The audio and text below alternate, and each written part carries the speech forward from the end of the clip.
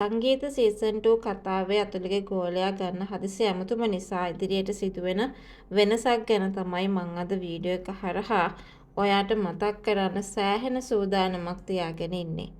ඉතින් ඒක හරිම වටින අවස්ථාවක් විදියට මං අද ඔයාට අනිවාර්යෙන් මතක් කරන්න බලාපොරොත්තු වෙනවා.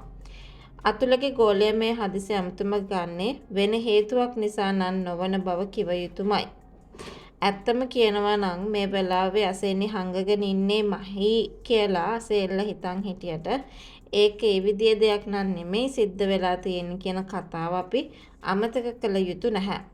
ඒ කියන්නේ මෙතන සිද්ධ වෙලා තියෙන්නේ කල්පන තමයි මේ හැමදේම කරලා තියෙන්නේ. ඉතින් ඒක එළියට එන එක ගොඩාක් හොඳයි කියන ඒ කතාව තමයි අපි අද වීඩියෝ එක හරහා මතක් කරන්නට සෑහෙන සූදානම් වෙන්න ඕනේ. මේ අතරතුර ගෝලයා හරිතන මහීලට කිව්වට පස්සේ ඇත්තටම මහීලා එතෙන්ට ගිහිල්ලා බලන්න කටයුතු කරනවා කියන කතාව අපි අද වීඩියෝ එක හරහා මතක් කරන්න බලාපොරොත්තු තියාගන්න. ඉතින් කොහොමනත් අතුල නම් කිව්ව මහිලට කිසිම විදියකින් මැදිහත් වෙන්න එපා කියලා. හැබැයි ඉතින් අතුල ඒ විදියට කිව්වට ඒ වගේ දෙයක් නම් සිද්ධ කරන්න පුළුවන් කමක් නැහැ. මොකද අසේන ඉක්මනින් හොයාගන්න එක තමන්ගේ ජීවිතේ ගොඩාක් වගකීමක් විදියට මේ වෙලාවේ දක්වනවා කියන කතාව අපි අමතක කළ යුතු නැහැ කියන ඒ කතාව මම දැන් ඔයාලට මතක් කරනවා.